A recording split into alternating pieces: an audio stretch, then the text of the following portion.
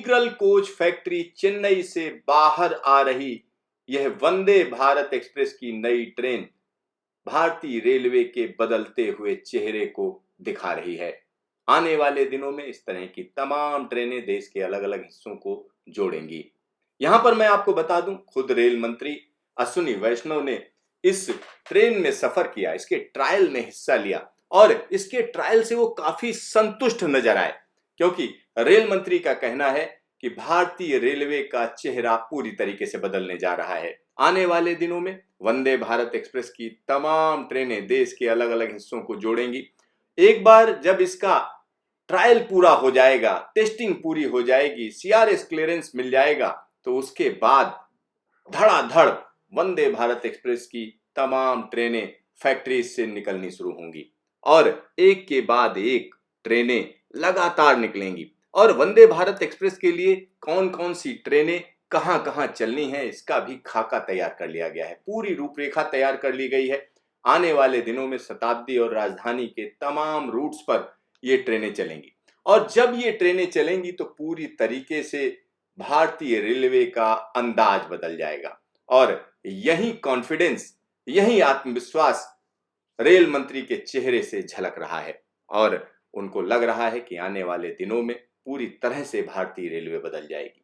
आने वाले दिनों की बात करें तो जहां एक तरफ कश्मीर से कन्याकुमारी जुड़ने जा रहा है, तो वहीं दूसरी तरफ वंदे भारत एक्सप्रेस की तमाम नई नई ट्रेनें देश के अलग अलग हिस्सों को जोड़ेंगी और उससे निश्चित तौर पर भारतीय रेलवे का अंदाज बदल जाएगा और यही आत्मविश्वास कहीं ना कहीं रेल मंत्री के चेहरे से झलक रहा है। आने वाले दिनों की अगर हम बात करें तो भारतीय रेलवे का कहना है कि जल्द ही ये ट्रेन उत्तर भारत में पहुंच जाएगी, जहां पर इसकी टेस्टिंग का काम शुरू कर दिया जाएगा। आरडीएसओ की टीम तैयार है।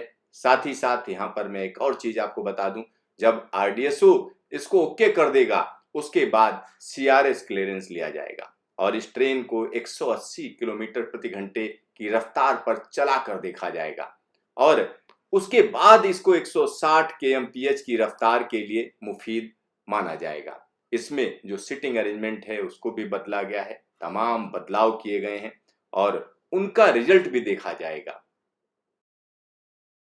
यह है चेन्नई की इंटीग्रल कोच फैक्ट्री से निकल रही नई नवेली वंदे भारत एक्सप्रेस।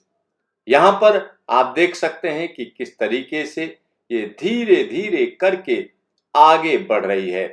ये ट्रेन इस समय खास है, खास इसलिए है क्योंकि इस ट्रेन के अंदर खुद रेल मंत्री अश्विनी वैष्णव सफर कर रहे हैं और यह ट्रेन जो कि नई ट्रेन है, तीसरी वंदे भारत एक्सप्रेस है, जिसको मुंबई से अहमदाबाद के बीच में चलाए जाने की योजना है, उसका सबसे पहला ट्रायल है, यानी पहल ये ट्रैक पर उतरी है।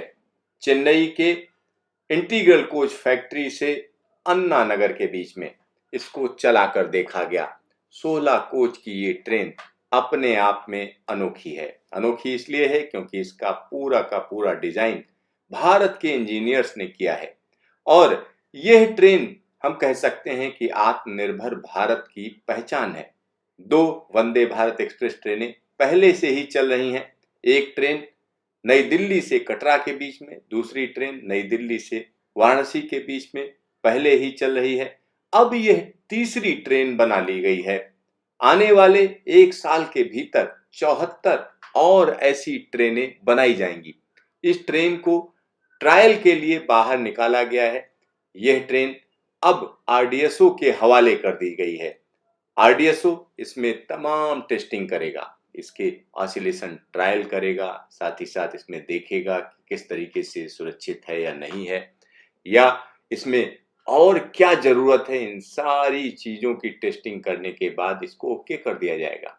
उसके बाद इस ट्रेन को स्पीड ट्रायल के लिए सीआरएस के हवाले किया जाएगा। सीआरएस जब इसका इंस्पेक्शन कर लेंगे और पूरी तरीके से इसको सुरक्षित पाएंगे, तब इसको यात्री सेवा में लगाया जाएगा। अभी की जो योजना है, अगर हम उसके हिसाब से चलें तो इस ट्रेन को वेस्टर्न रेलवे को दिया गया है और वेस्टर्न रेलवे को इसलिए दिया गया है क्योंकि अहमदाबाद से मुंबई के बीच इसको चलाया जाना है।